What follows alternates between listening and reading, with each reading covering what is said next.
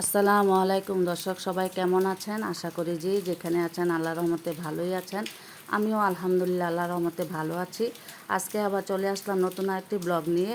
তো আজকে আমি চলে আসলাম আমার চাম্পা আপার জামাইয়ের মানে কলা বাগানে। তো এখান থেকে আমি কিছু কলা পাতা নিচ্ছি। কলা পাতা দিয়ে আজকে একটা রেসিপি বানাবো। তো আজকে আমার রেসিপিটা কি হবে, একটা বিশেষ একটা রেসিপি বানাবো। এটা কি হবে এটা দেখার জন্য আমার সাথেই থাকেন, তাহলে দেখতে পারবেন। তো এখন আমি এখানে কিছু মশলা বেটে নিচ্ছি। তো এখানে পেঁয়াজ, আদা, রসুন, তারপরে শুকনো মরিচ এগুলো নিয়ে নিয়েছি। তো এগুলো বেটে আজকে সব মশলা বেটে তারপরে আমি আজকে আমার রেসিপিটা রান্না করব। তো এখন এগুলো বাটতেছি, এগুলো বেটে কিন্তু আমার হাত অনেক জ্বলেছে। তারপরে এখানে আমি জিরা, গোলমরিচ, লং আর ধনিয়া এগুলো বেটে নিচ্ছি। তো হঠাৎ করে অনেক দিন পরে বাড়ছি, তো সব সময় তো ব্লেন্ডারে ব্লেন্ড করি, তো আজকে তো ব্লেন্ডারে করি নাই। ভাবলাম যে আজকে বেটে সব কিছু বেটে আমি আজকে আমার রেসিপিটা তৈরি করব। তো এই জন্য আমি সব কিছু বেটে নিচ্ছি। তো অনেক দিন পর বেটেছি, হাতও অনেক জ্বলেছে, আবার মানে হাতেও ব্যথা করেছে অনেকক্ষণ।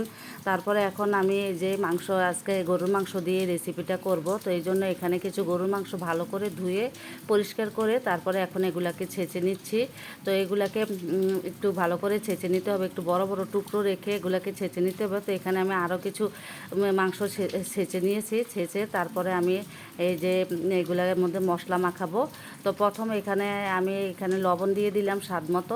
তো লবণটা এমনভাবে আন্দাজ করতে হবে, যখন এই রেসিপিটা বসানো হবে তখন কিন্তু আর লবণ দেখার কোনো সুযোগ নেই।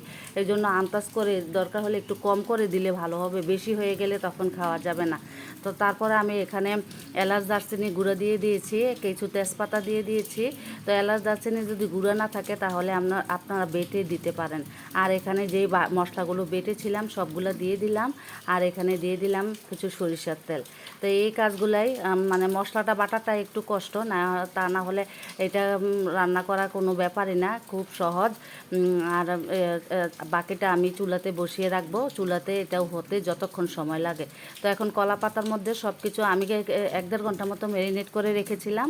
তারপরে এখন আমি কলা পাতাগুলোকে ধুয়ে পরিষ্কার করে তারপরে এগুলোর মধ্যে দিয়ে দিলাম। তো এগুলো দিয়ে কলা পাতাগুলো বেশি ভালো ছিল না, এই জন্য আমার এগুলা বাটতে অনেক কষ্ট হয়েছে। তো উপরে পাতাগুলো ভালো ছিল, এই জন্য আমি উপর থেকে আনতে পারি নাই, নিচ থেকে এনেছি। তো এখন এগুলাকে আমি একটা রশি দিয়ে এগুলাকে সুন্দর করে বেঁধে নেব। বেঁধে তারপরে আমি একটা ননস্টিক পাতিলের মধ্যে এই এই রেসিপিটা বসাবো। তো এটা আমি দুপুর 3টার সময় বসাইছি আর রাত্রে 8টার সময় নামিয়েছিলাম। তো এখানে একটু তেল দিয়ে দিব যাতে কলা পাতাগুলো না পুড়ে, এই জন্য একটু সরিষার তেল দিয়ে দিচ্ছি। তো এইগুলো বসায় রাখছি, মাঝে মাঝে এগুলো উল্টিয়ে পাল্টিয়েও দিয়েছিলাম। তো আমি ইচ্ছেকৃতই এত দেরি করে নামিয়েছি, আমি ভাবলাম যে বসানো থাকলে এটা গরম থাকবে আর এটা গরম গরম খেতে অনেক মজা লাগে।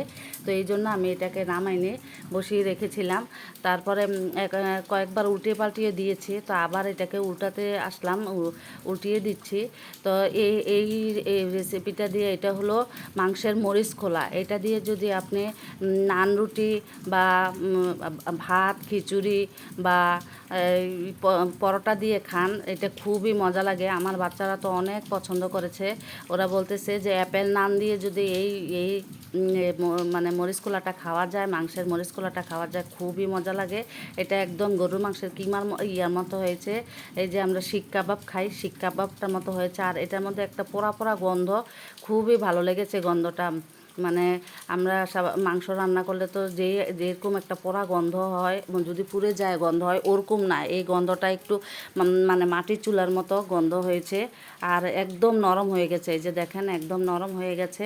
আর গরম গরম ভাতের সাথে যদি এই রেসিপিটা খাওয়া যায়, খুবই সুস্বাদু। তো এখন আমি আর লোভ সামলাতে পারলাম না, তাড়াতাড়ি গরম ভাত নিয়ে আসলাম আর একটু লেবু নিয়ে আসলাম। লেবু দিয়ে তারপরে এই মরিচ খোলাটা দিয়ে খাইলাম।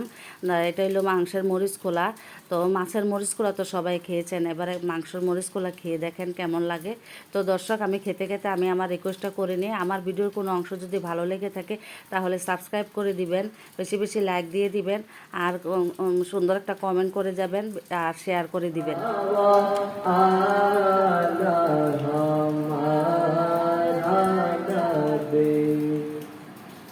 क्या खबर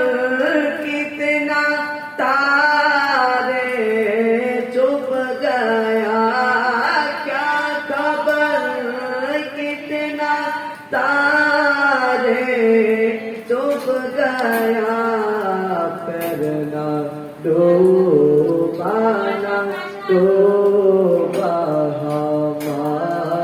हमारा नबी सबसे आला आला हमारा नबी सबसे आला आला हमारा नबी দেখা দাও রাসূল হবে আমার তোমার দেশেতে যায় কত আশিকান এয়তম পরে আছি বাংলায়তন তোমার দেশেতে যায় কত আশিকান এয়তম পরে আছি বাংলায়তন যেতে পারব না